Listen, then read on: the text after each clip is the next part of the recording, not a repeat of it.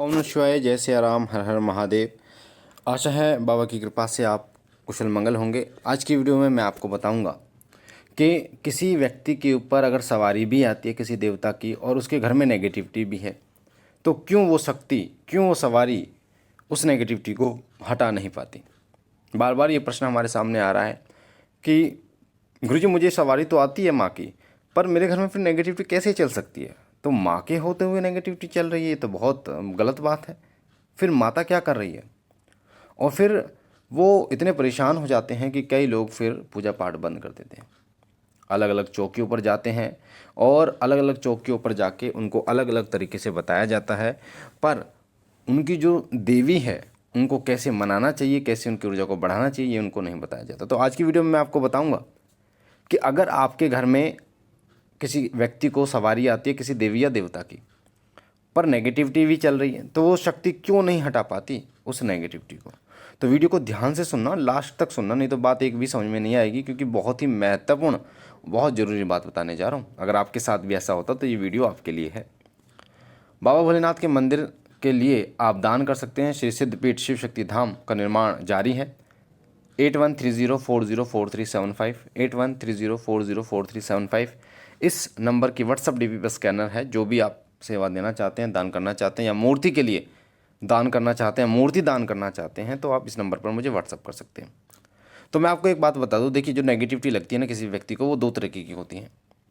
एक तो नेगेटिविटी होती है जो चौक चौराहे से लग गई, किसी के घर से लग गई, किसी के ऊपर से लग गई।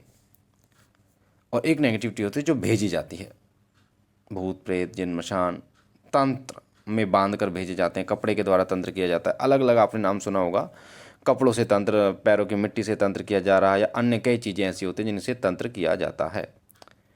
अब ये दोनों चीज़ें अलग अलग होती हैं।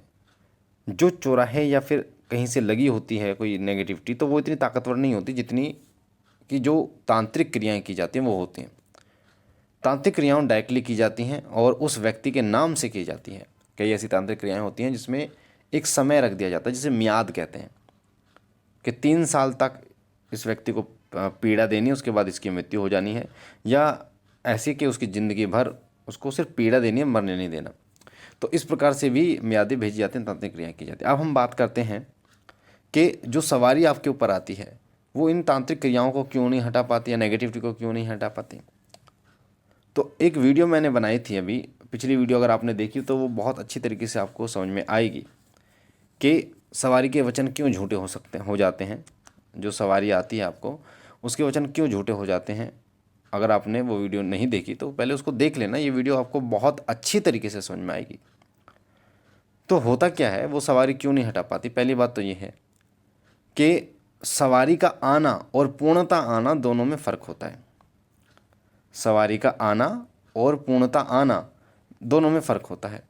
जैसे आधी बोतल पानी है, आधी बोतल पानी है तो हम उसे क्या बोलेंगे, पानी है।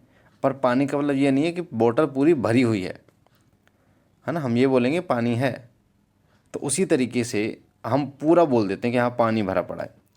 आधी बोतल पानी है तो हम कह देते हैं हाँ उस बोतल में पानी भरा पड़ा है, पर आधी बोतल पानी भरा पड़ा, उसमें पूर्ण रूप से नहीं भरा। उसी प्रकार से जब कोई शक्ति या सवारी आती है तो हम क्या कह देते हैं, मान लीजिए बालाजी के दूध की, हनुमान जी के दूध की सवारी आई, हनुमान जी आ गए, बालाजी आ गए, यानी हम उन्हें ये नहीं बोलते कि उनकी कितनी ऊर्जा आई है, हम डायरेक्ट ही हनुमान जी का नाम, या माँ काली की सवारी आती है तो हम बोल देते हैं माँ काली आ रही है। पर सच्चाई क्या होती है कि कोई भी देवी देवता पूर्ण रूप से नहीं आता, और शुरुआत जब आप पूजा की करते हैं तो उनकी जो तरंग है 10% 20% तरंग आती है आपके ऊपर। जब आप पूजा करते हैं तो हल्का हल्का हिलना शुरू कर देते हैं, फिर धीरे धीरे वो जो हिलनेलाहट होती है, हिलने वाली जो चीज़ होती है, बढ़ने शुरू हो जाती है, आपके हाथ हिलने शुरू हो जाते हैं, सिर घूमना शुरू हो जाता है, 30-40% उनकी उड़ जाती है बस। अब इसी ऊर्जा को हम पूर्णता का एक रूप दे देते हैं, क्या, बालाजी आ गए, जबकि पूर्ण रूप से बालाजी नहीं आती, पूर्ण रूप से ऊर्जा आई नहीं।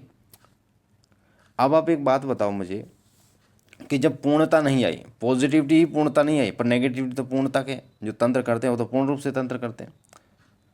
तो बात यह कि वो शक्ति इतनी पावरफुल है ही नहीं, वो शक्ति इतनी पावरफुल नहीं है, पॉजिटिव शक्ति, जो उस नेगेटिविटी को हटा पाए।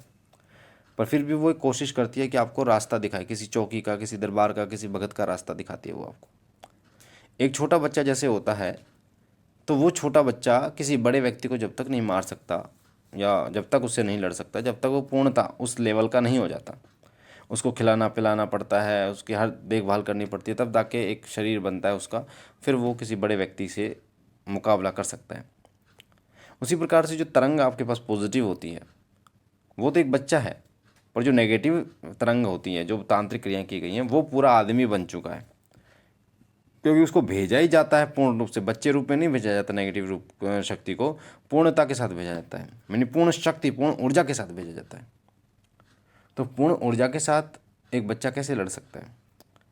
इसलिए हमारी जो सवारी आती है हमें उसको पालना होता है, हमें जो ऊर्जा प्राप्त होती है उसको पालना होता है, धीरे धीरे छोटी होती है, धीरे धीरे बड़ा करना होता है, बार बार हमें जप करना होता है, हवन करना होता है, बार बार हमें उस शक्ति के दरबार में जाना होता है, जिससे वो शक्ति धीरे धीरे बड़ी होती है।